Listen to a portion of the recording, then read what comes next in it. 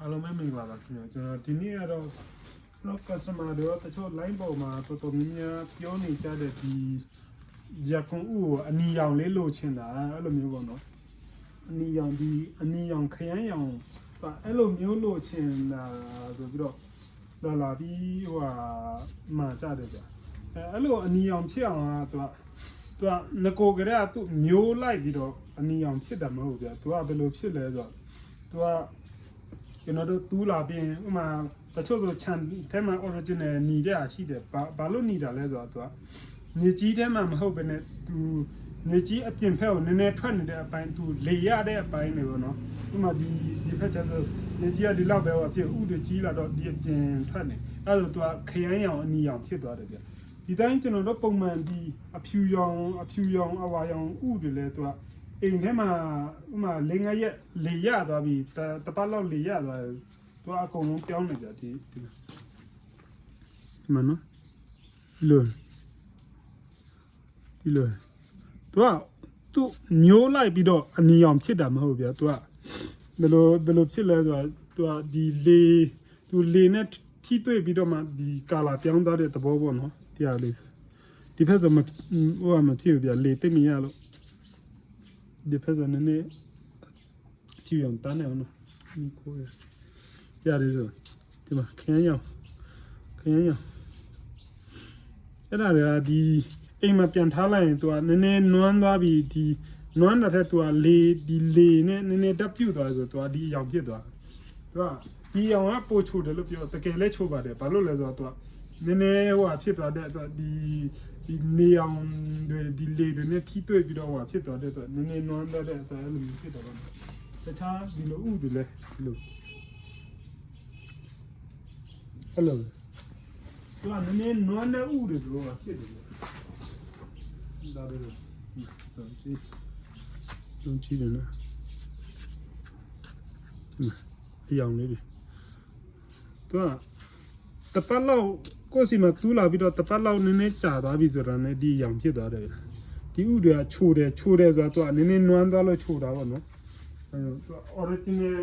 original မျိုးလိုက်ပြီးတော့ဟိုဖြစ်တာမဟုတ်ဘူးပြဒါတွေဆိုလေဒါဆိုတိတ်ပြီးက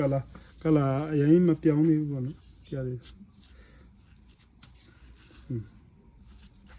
သူကနည်းနည်းဟိုဖြစ်သွားဒီအရောင်ဒါမျိုးလိုက်ပြီးတော့ဟိုဖြစ်တာမဟုတ်ဘူးပြတီးတက်မှာလို့တော့မရသူကကိုယ့်အိမ်မှာပြန်ပြီးထားလိုက်ရင်သူက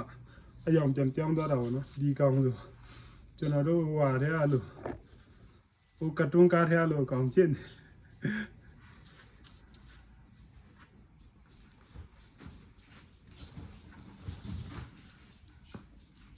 ရတယ်ဆိုလေတချို့နေရာဆိုအဖြူရောင်ဖြစ်တယ်တချို့ကဒီနည်းနည်းဟိုဖြစ်သွားတဲ့ဆိုဒီမှာ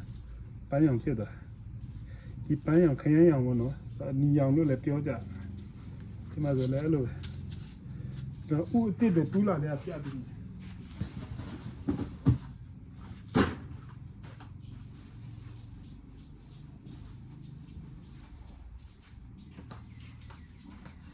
ဒါလည်းဆိုမနေ့ကမှတူးလာတာပေါ့နော်ဒါမနေ့ကမှကျွန်တော်သွားဖို့လာ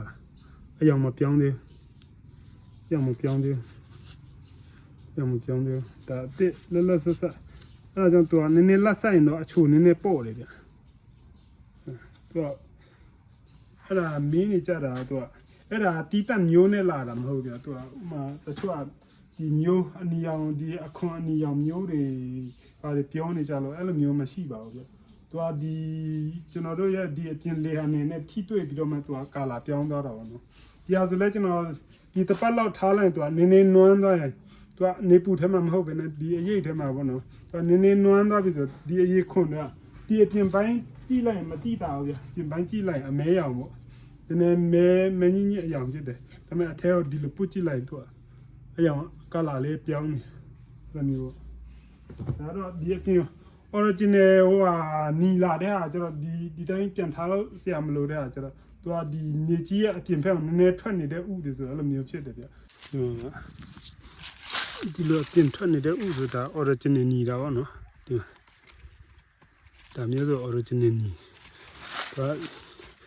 ဒီလေနဲ့ဟိုဟာနဲ့ရတဲ့ဥတွေဆိုရင်သူကဒီလိုနီတယ်သူကဒီထဲဥတွေဆိုမနီဘူးဟုတ်လား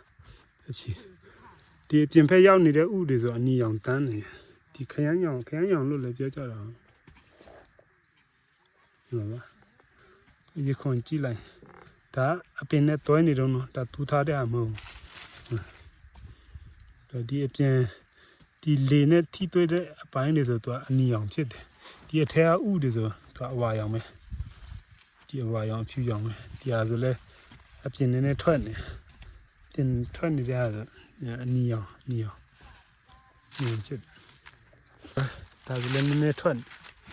ဒါဆိုလဲအဲ့ဒါအနီရောင်ဖြစ်ရောင်ဖြစ်တာပေါ့အဓိကအဲ့ဒါလေးလာရှင်းပြတာပဲကျွန်တော်ဒီမှာရကွန်ဥတွေမှာရှင်းတယ်ဆိုရင်တော့ဒီလက်လီလက်ကားအကုန်လုံးမှာလို့ရပါတယ်အများကြီးရှိပါတယ်ကျွန်တော်စီဒီလိုမှာယူချင်တယ်ဆိုရင်ကျွန်တော် Viber 0938446445ကိုဆက်သွယ်လို့ရပါတယ်ရှင်အားလုံးကျေးဇူးတင်ပါတယ်ဒါလေးလာပြမြဝေတာပါ